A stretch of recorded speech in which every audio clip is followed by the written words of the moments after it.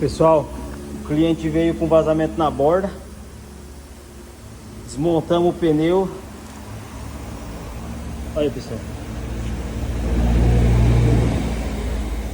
Eu acho que ele não tem um cachorro lá, acho que ele tem um cavalo que tá mijando aqui. Aí.